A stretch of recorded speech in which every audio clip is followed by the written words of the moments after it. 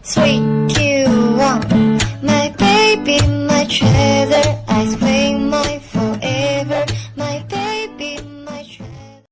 Guys, ini ngeri banget. Jadi pria ini lagi nungguin kereta di jalan yang sepi. Tapi ternyata dia kemalaman dan gak ada lagi kereta yang lewat. Tiba-tiba ada nenek tua nih. Nenek itu nawarin pria ini buat nginep aja di rumahnya sampai besok. Pria itu setuju karena di situ lagi musim dingin dan dia juga udah lapar banget. Ya udah, dia ikut ke rumah nenek ini. Bener-bener jauh, terpencil di tengah hutan. Dia dikasih makan dan setelah itu disuruh istirahat di kamar. Cowok ini awalnya tenang aja sampai dia baru sadar kalau pintu kamarnya dikunci dari luar. Dia masih mikir positif, mungkin neneknya nggak sengaja. Sampai dia mulai ngecek kamar itu dan ternyata di bawah kasurnya ada mayat. Dia mau kabur tapi jendelanya dikunci. Cowok ini dapat ide, dia pindahin nih mayat yang di bawah ke kasur. Terus dia yang ngumpet di bawah. Dan bener, gak lama ada yang datang dan dia ngedenger kalau tubuh yang di kasur itu dipukul pakai tongkat. Kalau itu tadi dia pasti udah nggak selamat. Untungnya tongkat itu ditinggal di kamar itu. Dia langsung pakai buat nyongkel jendela. Dia buru-buru kabur dan untungnya berhasil. Sejak itu pria ini udah nggak mau ngelewatin daerah itu lagi.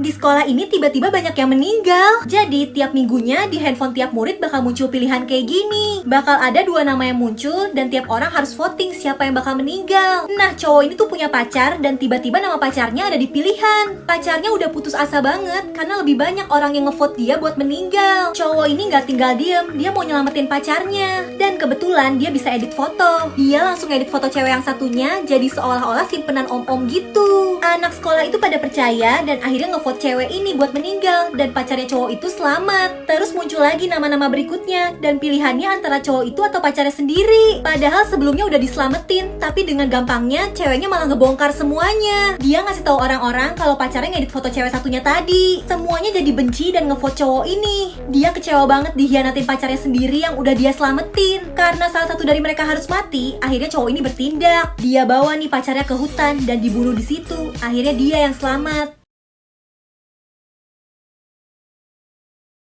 Ini nih alasannya, kalian harus hati-hati kalau jalan sendirian di pinggir jalan. Jadi cewek ini pulang pergi selalu jalan kaki dari rumah ke sekolahnya. Suatu hari pas dia mau pulang ke rumah, dia ngeliat ada mobil berhenti nih di depannya. Dan mobil itu sama kayak punya ayahnya. Cewek ini ngira mobil ayahnya nungguin dia supaya bisa pulang bareng. Dia langsung masuk, tutup pintu, dan baru deh dia sadar kalau itu bukan mobil ayahnya. Jadi itu seorang pria yang gak tahu siapa dan kelihatan serem banget. Dan pria itu langsung kunci pintu mobilnya. Cewek ini berusaha gak panik dan bilang kalau dia mau pulang. Tanyalah arah rumah cewek itu kemana. Dia kasih tahu nih nanti belok ke kanan. Mobilnya jalan dan seharusnya mobil itu belok, tapi malah jalan terus. Dan seremnya pria itu bilang kalau dia mau bawa pergi cewek ini dulu. Dia langsung bilang gak bisa, ayahnya udah nungguin dia pulang. Dan dia langsung minta turun, katanya udah sampai, padahal itu bukan alamat dia. Tujuannya supaya pria ini gak tahu alamat cewek ini yang sebenarnya. Terus dia pura-pura jalan tenang, tapi begitu mobilnya pergi, dia langsung lari buat ngumpet. Sejak itu dia gak mau jalan sendiri lagi dan selalu minta diantar ayahnya.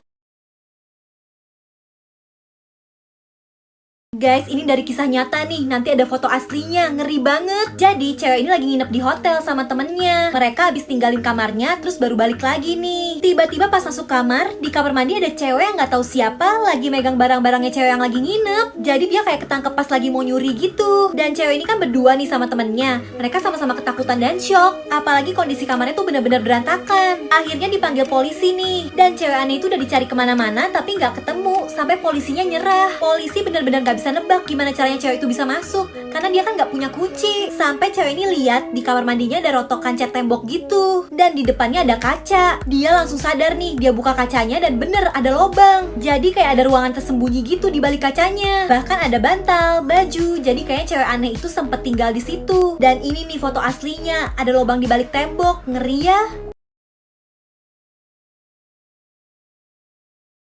Two, one.